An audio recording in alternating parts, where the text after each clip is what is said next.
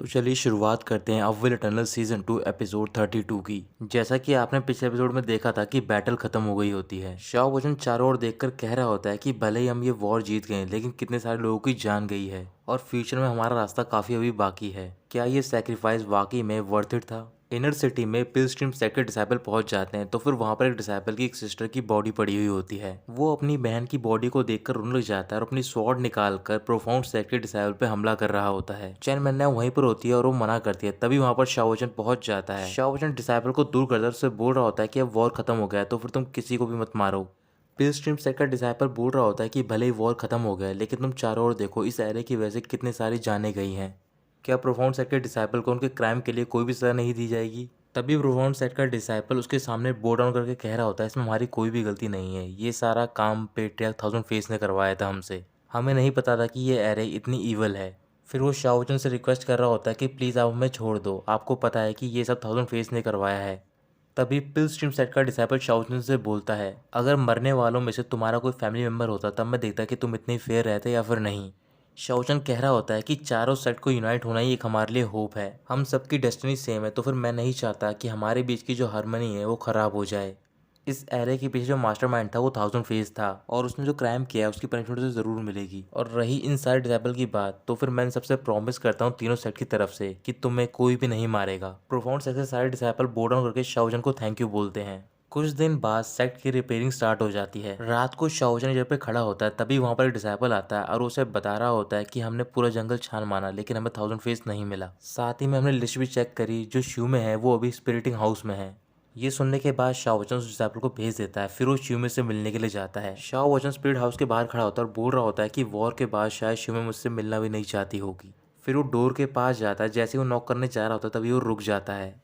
फिर वो पीछे मुड़कर वहां से जा रहा होता है। तभी डोर ओपन होता है और वो डोर ओपन किया होता है श्यूमे ने। शाओवचन श्यूमे की ओर देखकर बोल रहा होता है कि मैं तुमसे मिलने के लिए आया था। श्यूमे बो डाउन करती है और उसे थैंक यू बोलती है उसकी जान बचाने के लिए। थैंक यू बोलने के बाद श्यूमे के हाथ में पेन होता है। तभी शाओजन उसे छूने जा रहा होता है लेकिन श्यूमे थोड़ा दूर हट जाती है। श्यूमे शाओजन से बोल रही होती है कि मैं वो पर्सन नहीं हूँ जो तुम सोच रहे हो, इस वजह से थोड़ा दूरी बनाए रखो। शाओजन कह रहा होता है, तुम समझ नहीं पा रही हो, मुझे नहीं पता कि इस टाइम पर तुम्हारी आइडेंटिटी क्या है लेकिन तुम वही पर्सन हो जिसने कि मेरे साथ ल्यूशन सिटी में लाइफ ऑन डेथ एक्सपीरियंस किया था। जिस पर्सन के लिए मैंने कसम खाई थी कि मैं उसे प्रोटेक्ट करूंगा डोंगलिन सिटी में। ये कहकर वो श्यूमे के दोनों हाथ पकड़ लेता है। उसे बोल रहा होता है कि हमारे बीच में जो अफेक्शन है वो बिल्कुल रियल है। तभी श्यूमे कहती है कि वो अफेक्शन मेरे लिए नहीं है। मेरा नाम श्यूमे है और शुरुआत से लेकर अंत तक यही नाम रहेगा और हमें एक दूसरे से नहीं मिलना चाहिए। ये कहकर वो अपना हाथ छुड़ाती है और वहां से जाने लग जाती है। फिर शाओजन चिल्लाकर बोलता है कि मैं इस बात पर बिलीव नहीं करता हूँ। श्यूमे रुकती है और अपना मास्क उतार कर बोलती है कि तुम ध्यान से देखो। श्यूमे के फेस पर एक निशान होता है। फिर वो शाओजन से बोल रही होती है, क्या मैं वाकई में वो पर्सन हूँ जिसे कि तुम देखना चाहते हो? शाओजन उसे देखकर चौंक जाता है और बोल रहा होता है, क्या ये मेरी गलत फहमी थी? उसी टाइम वहां पर ज़ैंगफंग वूजी पहुंच जाते हैं और श्यूमे वहां से चली जाती है। शाओचन अंदर आने की कोशिश कर रहा होता है लेकिन ज़ैंगफंग वूजी से बोलता है कि तुम्हें वापस जाना चाहिए।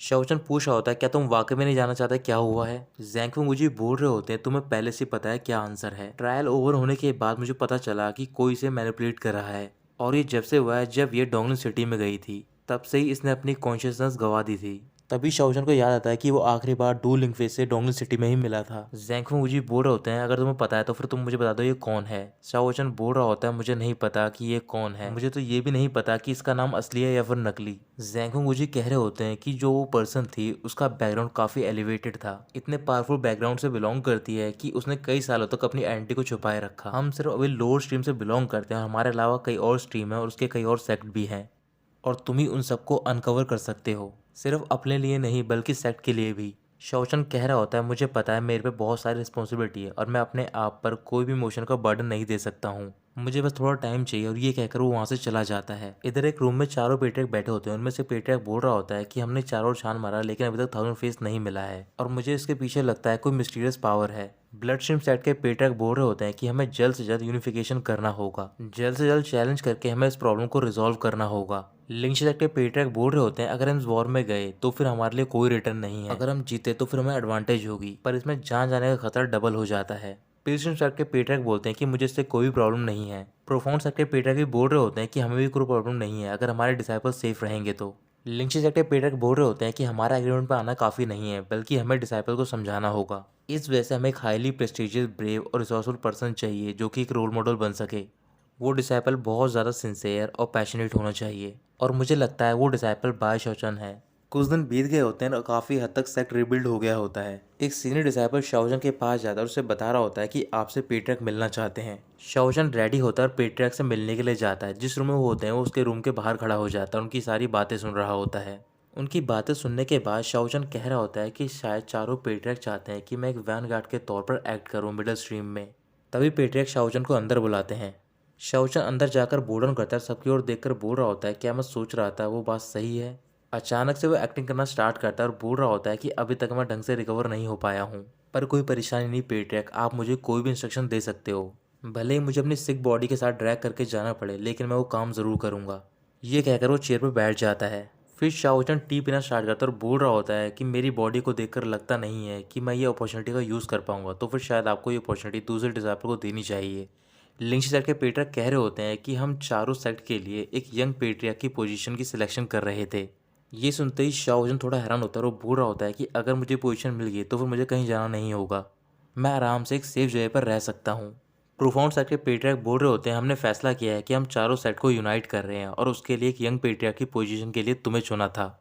फिर शाओ वचन एक्टिंग करते हुए खड़ा होता है और बोल रहा होता है कि अगर आपने मुझे इस पोजीशन के लिए चूज़ किया तो फिर मैं इसे डिक्लाइन नहीं करूंगा। लिंक्स सेक्ट के पेट्रियर्क उठते हैं और बोल रहे होते हैं कि तुम काफ़ी डिजी फील कर रहे हो और तुम्हारी बॉडी पूरी तरीके से रिकवर नहीं हुई है, तो फिर हम तुम्हें इतनी हैवी रिस्पॉन्सिबिलिटी नहीं दे सकते हैं। फिर शाओचन चिल्लाकर बोलता है कि हम कल्टिवेटर इसके लिए ही बने हैं, ये हमारे लिए कुछ भी नहीं है, ये मेरी रिस्पॉन्सिबिलिटी है और मैं नहीं चाहता हूँ कि कोई और डिसाइपल अपनी जान दांव पर लगाए। मेरे अलावा सिर्फ और कौन पोजीशन ले सकता है ये वाली। पेट्रियर्क कह रहे होते हैं कि अगर तुम यंग पेट्रियर्क बन गए तो फिर शायद तुम्हारी इंजरीज और भी बढ़ जाएं फ्यूचर में, तुम्हें डिसीजन लेने से पहले एक और बार सोच लेना चाहिए। फिर शाओजन पीछे मुड़ता और बोल रहा होता है कि चारों साइड के डिसाइपल मेरी फैमिली हैं, मैं नहीं चाहता कि कोई भी मेरा फैमिली मेम्बर अपनी जान गंवाए। जो भी मुझसे बन पड़ेगा मैं सब कुछ करूँगा ये सब सर्वाइव करने के लिए। आप बस डेट डिसाइड करो जिस दिन ये सेक्ट हमारा एडवांस करेगा। ब्लड सेक्ट के पेट्रियर्क खुश जाते हैं और बोल रहे होते हैं अगर तुमने डिसाइड कर लिया तो फिर तुम्हें नए सेक्ट के लिए एक नाम भी डिसाइड करना चाहिए। शाओचन कुछ सोचता है और बोलता है कि हम करंट के अगेंस्ट में सेल कर रहे हैं और हम आगे की ओर बढ़ रहे हैं, क्यों ना हम हमारे सेक्ट का नाम रखें रिवर डिफाइंग सेक्ट। लिंक्सी सेक्ट के पेट्रियर्क को नाम पसंद आता है और वो कहते हैं कि हम यही नाम रखेंगे और जल्द से जल्द सेक्ट मास्टर को चैलेंज करेंगे इस चीज़ के लिए। अगले दिन सारे डिसेबल को इकट्ठा करा जाता है और पेट्रियर्क उन्हें बता रहे होते हैं कि एक हफ्ते बाद हमारे चारों सेक्ट का यूनिफिकेशन होगा, उसके लिए सेरेमनी रखी जाएगी और सबको बताया जाएगा कि हमारा नया सेक्ट स्टैब्लिश हो गया है। फिर चारों पेट्रियर्क मिलकर गैरे ओपन करते हैं और वो चैलेंज के लिए रिक्वेस्ट करते हैं स्काई रिवर कोर्ट को। तो दोस्तों यहीं खत्म होता है ये पार्ट।